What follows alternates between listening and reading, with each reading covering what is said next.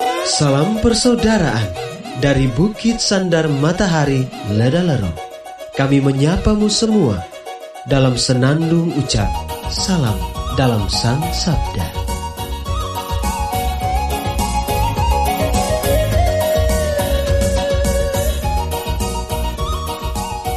Bacaan Injil dan Renungan hari ini, edisi 28 Mei 2021, Jumat, Pekan Biasa ke-8, disusun oleh Frater Erens Ola SPD dan dibawakan oleh Frater Tino Badar SPD. Selamat mendengarkan. Terjadi dalam dunia ini. Saudara, umat Kristus di tanah ini.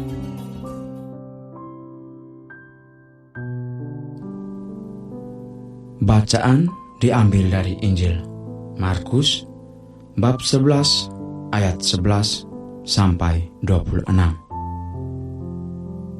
Pada waktu Yesus tiba di Yerusalem, ia masuk ke bait Allah dan meninjau semuanya. Tetapi karena hari sudah hampir malam, ia keluar ke Betania bersama dengan kedua belas muridnya.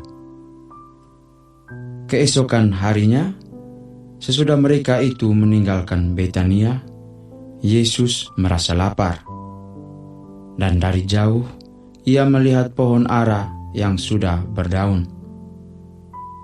Ia mendekatinya untuk melihat kalau-kalau ia mendapat apa-apa pada pohon itu. Tetapi waktu tiba di situ, ia tidak mendapat apa-apa selain daun-daun saja, sebab memang bukan musim buah ara. Maka kata Yesus kepada pohon itu, "Jangan lagi seorang pun makan buahmu selama-lamanya." Ucapan itu terdengar pula oleh para murid. Maka Yesus dan murid-muridnya di Yerusalem.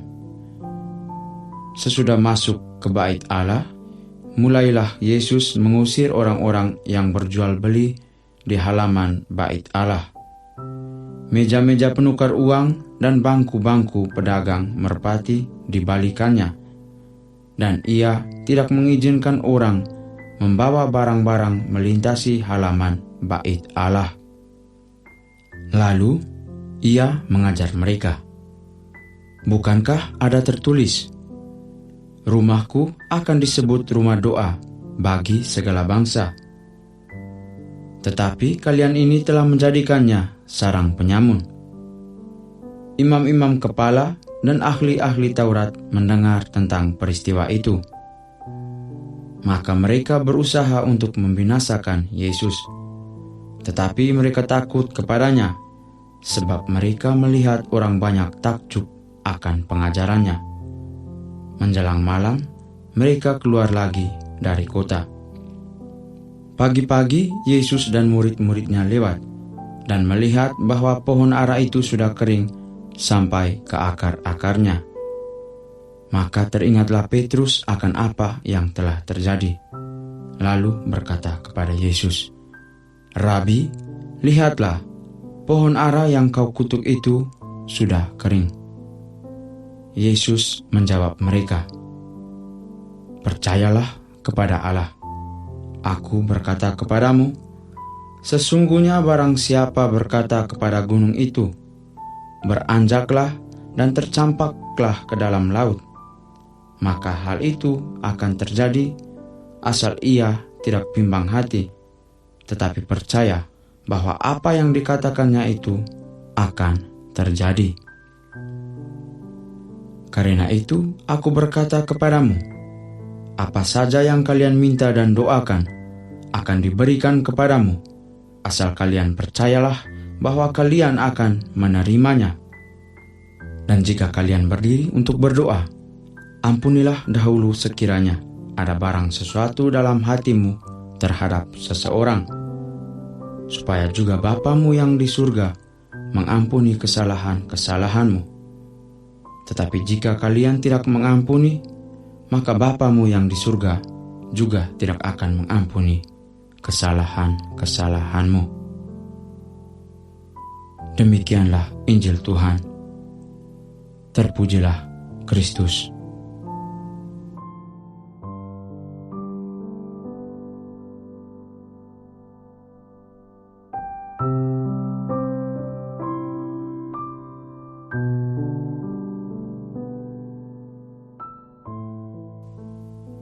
Bapak, Ibu, saudara-saudari, pencinta Sang Sabda yang terkasih dalam Tuhan.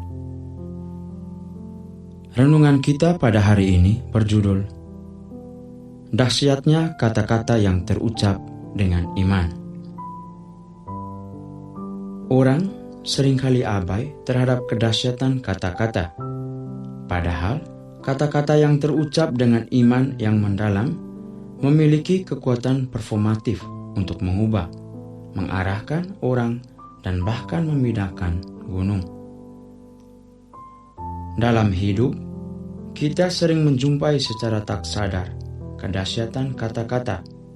Misalkan, saat kita mengucapkan janji. Kata-kata dalam janji mengikat hidup kita agar tidak berlaku menyeleweng dari janji. Selain janji, kata-kata seperti quotes, moto, atau visi-visi juga mempunyai kedahsyatan untuk mengarahkan dan mengubah orang. Pertanyaannya sekarang, kekuatan apa sesungguhnya yang berada di balik kata-kata sehingga memiliki kedahsyatan tertentu? Jawabannya sederhana, keyakinan atau iman. Iman menjadikan mungkin hal-hal yang tak mungkin. Iman menjadikan kata-kata pedang yang tajam untuk menyayat hati. Kata-kata yang mengandung iman bukan lagi sebatas kumpulan huruf yang dieja agar menghasilkan bunyi, melainkan bertransformasi menjadi sumber kekuatan yang menggetarkan. Bapak, Ibu, saudara-saudari, pencinta Sang Sabda yang terkasih dalam Tuhan. Dalam Injil hari ini, Yesus hendak menegaskan tentang kedahsyatan kata-kata yang mengandung iman. Ia mengutuki pohon ara yang berdaun rimbun, tetapi tidak menghasilkan buah. Kata-kata, "Jangan lagi seorang pun makan buahmu selama-lamanya," mengeringkan pohon ara dalam tempo yang singkat. Pertanyaan lanjutannya, iman model mana yang dapat menjadikan kata-kata sumber kekuatan yang dahsyat? Tentu saja iman atau kepercayaan penuh akan kekuasaan Allah. Dengan meyakini bahwa kekuasaan Allah berada di balik kata-kata yang kita ucapkan, niscaya kata-kata itu akan memberi efek signifikan bagi kita. Kerap kali dalam hidup, kita justru menciptakan keretakan sosial dengan mengucapkan kata-kata rasial dan sampah seperti makian, hoax, gosip, bullying, teror, dan lain-lain secara tidak bertanggung jawab.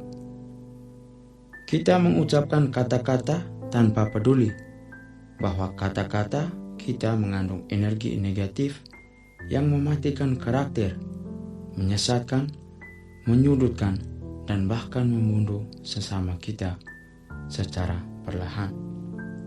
Oleh sebab itu, Injil hari ini mengajak kita agar lebih bertanggung jawab terhadap kata-kata yang kita ucapkan. Kita dituntut untuk membawa energi positif bagi sesama dengan mengucapkan semakin banyak kata yang membangkitkan. Misalkan dengan mengatakan, "Kamu luar biasa, kamu hebat bagi orang yang berjuang, tetapi masih saja gagal." Dengan demikian, kita mengambil bagian dalam kerja kerasnya. Marilah kita berjuang untuk menciptakan dunia yang harmonis dengan kata-kata kita. Jangan lupa bilang, "Semoga harimu penuh rahmat bagi orang-orang yang berada di sekitarmu."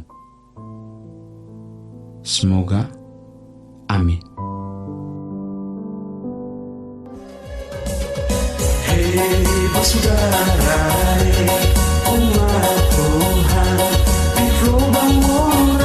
Sahabat-sahabat pencinta Sang Sabda, kita baru saja mendengar bacaan Injil dan renungan edisi hari ini.